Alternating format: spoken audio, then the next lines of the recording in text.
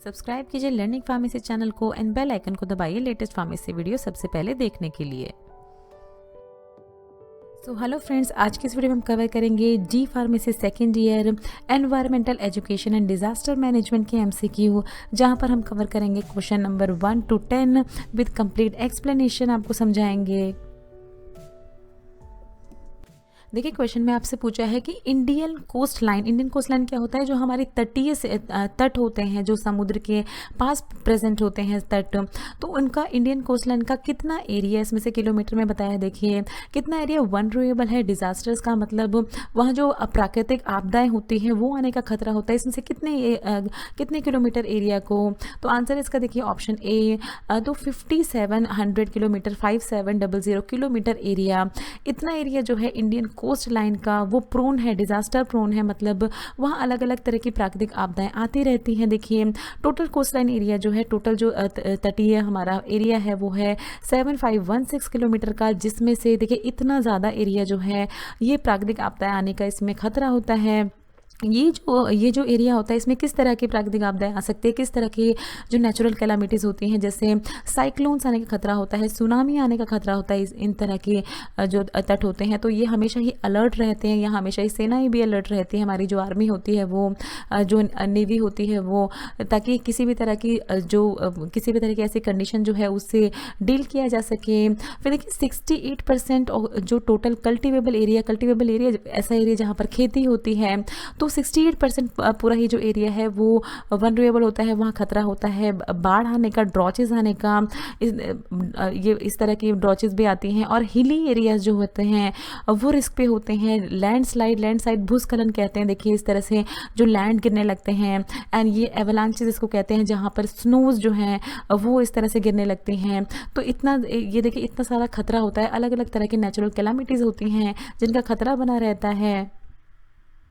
फिर पूछे आपसे, देखिए कितना % ऑफ लैंड मास इंडिया में अर्थक्वेक प्रोन है। ऐसा एक लैंड मास क्या होता है? देखिए ये पूरा ही लैंड होता है जहाँ पर बहुत सारे लोग रहते हैं, जहाँ बहुत सारे काम होते हैं, कंस्ट्रक्शन वर्क होते हैं। तो ये पूरा ही एरिया जो होता है इसको लैंड मार्क कहते हैं। तो इसका कितना एरिया इंडिया में पूछा है आपसे, कितना एरिया है जो कि अर्थक्वेक प्रोन है, जहाँ अर्थक्वेक आने के बहुत ज़्यादा चांसेस होते हैं।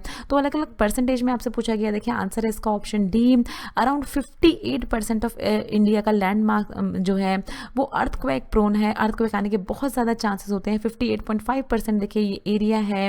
ये अर्थक्वेक जो है ये अलग अलग इंटेंसिटी के हो सकते हैं। देखिए कुछ अर्थक्वेक जो होते हैं बहुत ही हाई इंटेंसिटी के होते हैं, कुछ जो होते हैं वो इतने हाई इंटेंसिटी के नहीं होते, बस थोड़ा सा ही शेक होती है अर्थ और फिर सब कुछ नॉर्मल हो जाता है। तो इस तरह से अलग अलग इंटेंसिटी स्केल पे भी उनको नापा जाता है अर्थक्वेक को। पूछा है आपसे, देखिए कितना hectare of area Indian land prone है फ्लड एंड रिवर इरोजन होने के। तो आपसे ऑप्शन में देखिए अलग अलग ऑप्शन में आपसे हेक्टेयर्स में एरिया पूछा है। 35 मिलियन हेक्टेयर, 40, 45 या 25। आंसर है इसका option B, around 40 million hectares Indian land prone है, खतरा है उसको फ्लड आने का और रिवर इरोजन होने का। रिवर इरोजन क्या होता है अभी आपको हम बताते हैं। तो देखिए इतना ज़्यादा एरिया है ये 40 मिलियन हेक्टेयर, जो कि हमारी टोटल लैंड का 12% एरिया है। तो इतना ज़्यादा देखिए खतरा होता है वहाँ पर फ्लड्स एंड रिवर इरोजन होने का। ये फ्लड एंड रिवर इरोजन जो है बहुत सारे डिजास्टर कॉज करते हैं, आपको पता ही होगा।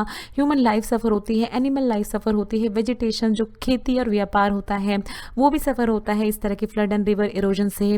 रिवर इरोजन क्या होता है? देखिए आपने सुना होगा कोई एक सोर्स होता है वाटर का, जहाँ पर जैसे मान लीजिए कोई आइस है, वहाँ से क्या है कि वाटर जो है वो धीरे धीरे बहता हुआ इस तरह से जो चट्टानों को काटता हुआ अपना रास्ता खुद का बनाते हुए आता है।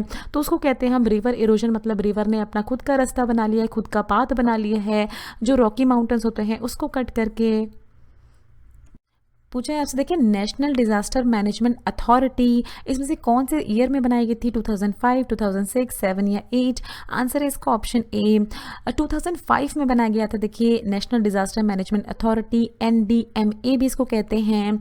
ये कहाँ पर है? देखिए सफदरजंग एनक्लेव में प्रेजेंट है, न्यू दिल्ली में है इसका ऑफिस। ये जो है देखिए जब इसको बनाया गया था, इस डिजास्टर मैनेजमेंट एक्ट के तहत इस अथॉरिटी को बनाया गया था। और ये disaster disaster management act government of India ने पास किया था 30 मई 2005 को। इसका जो इसमें क्या होता है कि जो प्राइम मिनिस्टर होते हैं वो एक्स ऑफिशियो चेयरपर्सन, मतलब ये जो पूरी ही अथॉरिटी होती है इसको आप कह सकते हैं कि लीड करते हैं हमारे इंडिया के प्राइम मिनिस्टर, और वो एक्स ऑफिशियो होते हैं। मतलब देखिए एक्स ऑफिशियो एक ऐसे मेंबर होते हैं जिनको अपॉइंट नहीं किया जाता है किसी, जैसे इस मान लीजिए इस केस में क्या है कि पीएम को अपॉइंट नहीं किया गया है कि वो चेयरपर्सन बने, बट क्योंकि उनकी पोस्ट ही ऐसी है, क्योंकि उनका स्टेटस ऐसा है, वो प्राइम मिनिस्टर हैं, इसलिए वो खुद ब खुद इस बॉडी को गवर्न करने के लिए खुद ब खुद उनको रोल प्ले करना पड़ता है। तो उस केस में इन तरह के ऑफिसर्स को एक्स ऑफिशियो कहा जाता है, जिनके स्टेटस की वजह से उनको उस तरह की कमेटी को लीड करना पड़ता है। पूछिए आपसे, देखिए किस मिनिस्ट्री के अंदर आती है ये नेशनल डिजास्टर मैनेजमेंट अथॉरिटी। अलग अलग मिनिस्ट्री होती है, आपको पता ही होगा हमारे इंडिया में। तो मिनिस्ट्री ऑफ होम अफेयर्स के अंदर आती है ministry of environment, ministry of foreign affairs या मिनिस्ट्री ऑफ पॉल्यूशन। आंसर है इसका option A ministry of home affairs के अंदर आती है नेशनल डिजास्टर मैनेजमेंट अथॉरिटी। आपको पता होगा अमित शाह है हमारे होम अफेयर्स जो गृह मंत्रालय के को हेड करते हैं। अमित शाह 30 मई 2019 से ये हेड कर रहे हैं।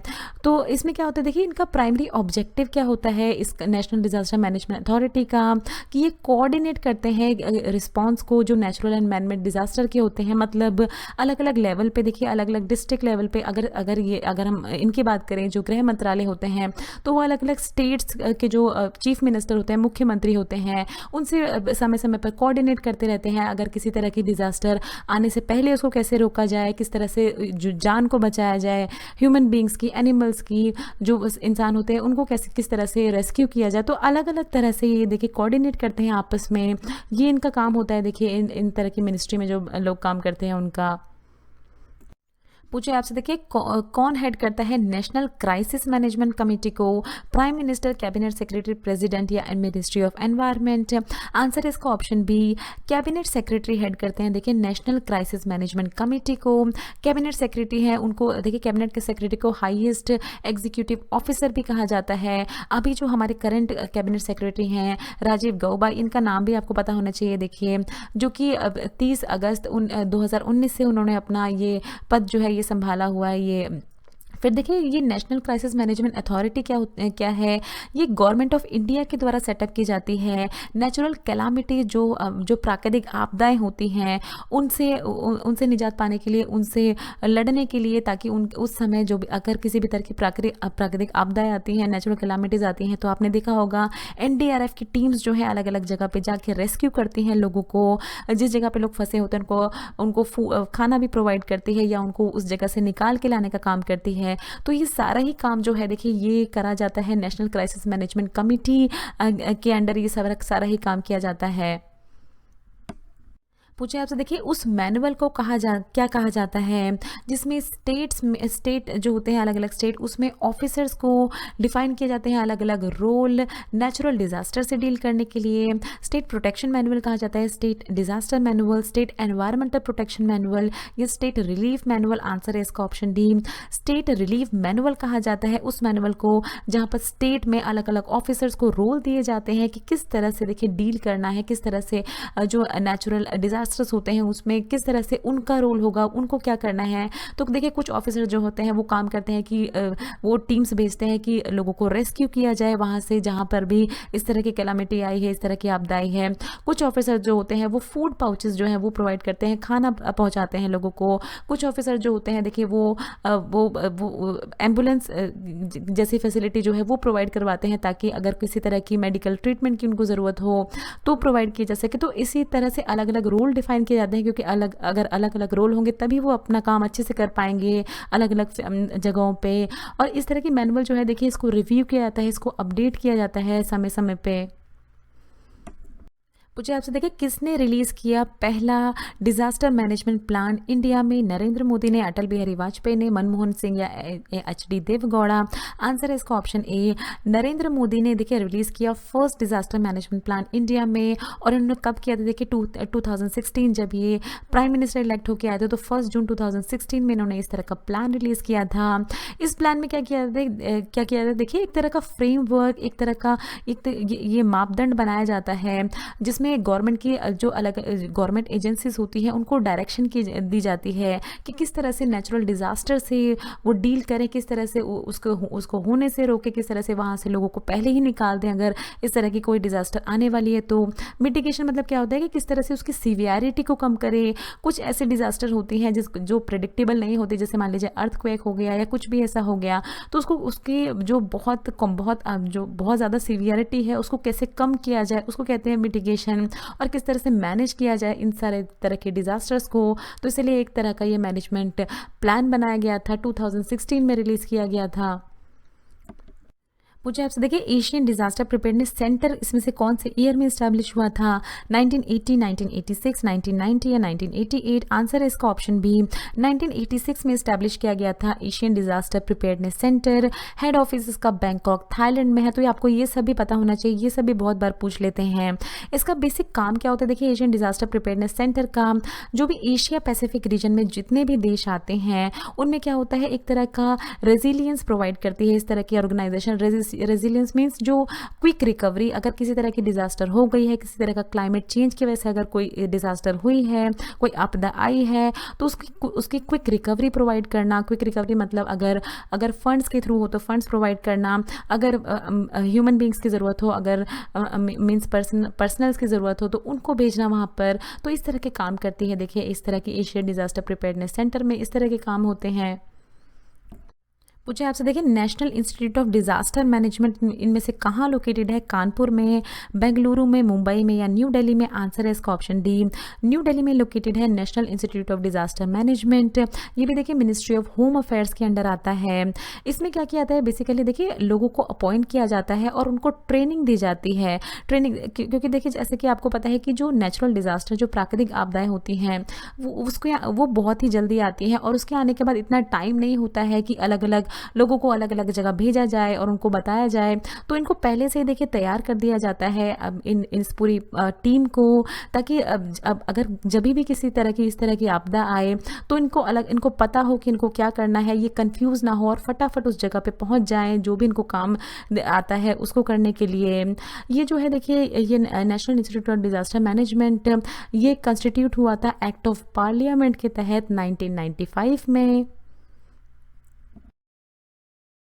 So thanks for watching. Next video में हम कवर करेंगे D pharmacy second year environmental education and disaster management के एमसीक्यू, जहां हम देखेंगे MCQ from question number 11 to 20 with complete explanation. So friends, अगर आपको ये वीडियो अच्छी लगे तो इस वीडियो को जरूर लाइक कीजिए, शेयर कीजिए अपने फ्रेंड्स के साथ। अगर आप चैनल पर पहली बार तो प्लीज़ चैनल को सब्सक्राइब कीजिए। वीडियो के नीचे रेड कलर का सब्सक्राइब बटन दिया होगा, उस पर क्लिक करके आप चैनल को सब्सक्राइब कर सकते हैं। अगर आपका कोई भी सवाल है तो नीचे दिए हुए कमेंट बॉक्स में आप हमसे कुछ भी पूछ सकते हैं। ये कुछ हमारे रिलेटेड वीडियोस के लिंक हैं जिन पे क्लिक करके आप उनको देख सकते हैं। दोस्तों, लर्निंग फार्मेसी पे आने के लिए और ये वीडियो देखने के लिए आपका बहुत बहुत शुक्रिया। मिलते हैं अगले वीडियो में।